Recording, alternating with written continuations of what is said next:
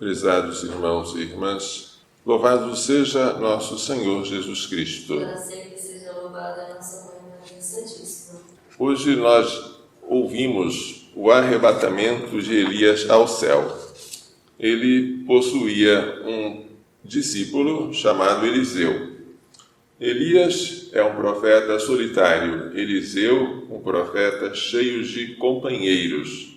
Elias, não sabemos a sua genealogia, ele aparece de modo inesperado na história. Elias, o tesbita, e aí começa o ciclo de Elias. Eliseu tem uma família, tem uma história de quando ele é chamado por Elias, quando Elias lhe coloca o manto sobre o ombro. Agora chegou o momento da separação. Várias vezes Elias pede que Eliseu fique, porque ele será arrebatado e não quer que ninguém presencie. Ele tenta afastá-lo em Gilgal, em Betel, em Jericó, mas não consegue, porque Eliseu é insistente. Pela vida do Senhor e pela tua, não te deixarei. Então Elias faz um milagre de dividir as águas do Jordão, batendo nelas com o seu manto enrolado. E os dois atravessam o Rio Jordão a pé enxuto.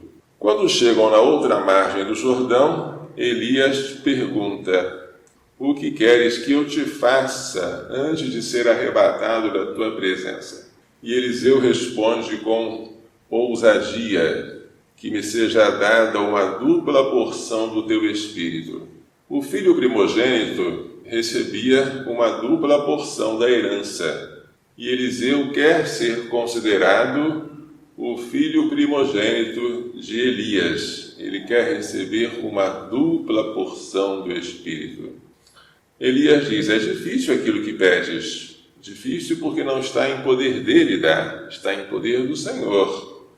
Se tu me vires quando eu for arrebatado, te será dado. Se não me vires quando eu for arrebatado, não te será dado. Mas enquanto conversavam e andavam, eles foram separados porque Elias foi arrebatado por um carro de fogo com cavalos de fogo. Note-se, Elias não sabemos onde nem quando nasceu, e sobre a sua morte, em vez de morrer, ele foi arrebatado ao céu. Ele é semelhante a Moisés. De Moisés não sabemos o nome do pai nem da mãe, sabemos só que era da tribo de Levi. E quanto à morte, Moisés morreu, mas o Senhor o sepultou e ninguém sabe da sua sepultura. Tanto Moisés como Elias aparecerão no Monte Tabor, junto de Jesus na Transfiguração. Moisés representando a lei e Elias representando os profetas. Mas aqui, Eliseu pede a dupla porção do Espírito. O que quer dizer isso? É a dupla porção do poder de fazer milagres?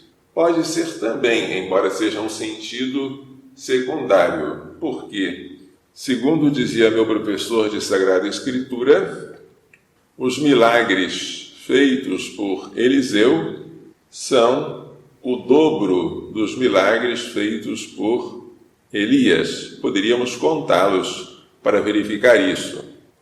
Mas o mais importante não é isso, não é o poder de fazer milagres. São os dons e os frutos do Espírito Santo, que Eliseu pede em grande quantidade. Pedir o Espírito Santo é sinal de sabedoria, porque quando no Evangelho nosso Senhor dirá: se vós que sois maus sabeis dar coisas boas aos vossos filhos, quanto mais o vosso Pai do céu dará o Espírito Santo àqueles que lhe o pedirem. Pedir o Espírito Santo é pedir coisa boa. E foi o que Eliseu pediu. O Espírito Santo dá os dons sobrenaturais, que nos tornam santos e santificam os outros, e por acréscimo ele dá também dons extraordinários, como o de fazer milagres. Eliseu foi o maior taumaturgo do Antigo Testamento. Ele fez tantos milagres que até depois da morte, um morto ressuscitou ao contato com os seus ossos. Mas depois que Elias foi arrebatado e o seu manto foi deixado, Eliseu pegou o manto de Elias, bateu com ele no rio Jordão, e o Jordão novamente se dividiu. E os profetas que estavam escondidos, vendo a cena, entenderam que o poder de Elias havia sido transmitido a Eliseu. Nós devemos pedir o Espírito Santo. Disse Jesus no seu diálogo com Nicodemos que o Senhor não dá o Espírito sob medida. O Espírito Santo deve ser pedido em abundância, como uma fonte de água jorrando para a vida eterna. Aqui, no arrebatamento de Elias, o Espírito Santo parece ser vento, redemoinho e fogo. É a mesma imagem que vai acontecer no dia de Pentecostes, quando o Espírito Santo descer sobre os apóstolos. Pedir o Espírito Santo já é sinal de possuir algo do Espírito Santo, porque só o Espírito nos pode mover a um pedido como este. O Evangelho apresenta hoje Jesus acautelando-nos de fazer boas obras com vaidade diante dos homens para sermos vistos por eles. Senão, já receberemos aqui na terra a nossa recompensa e não teremos uma recompensa eterna reservada no céu.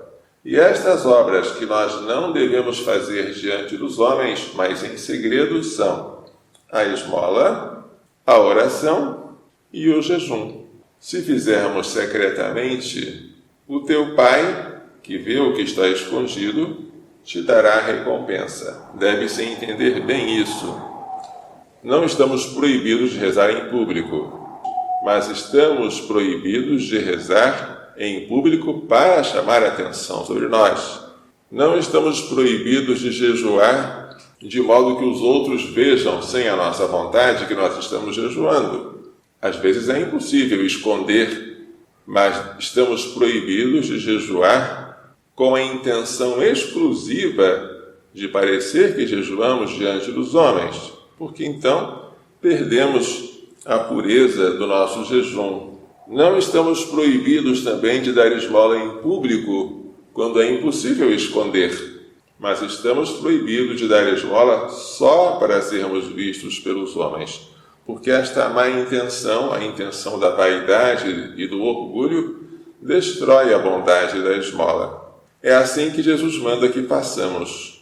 Uma vida de escondimento, em que só Deus veja o bem que nós fazemos, terá uma recompensa eterna que os homens hoje não veem, mas que nós cremos e esperamos. Que Maria Santíssima, que sempre viveu assim escondida e fazendo a vontade de Deus, nos faça entender e pôr em prática as lições desta liturgia.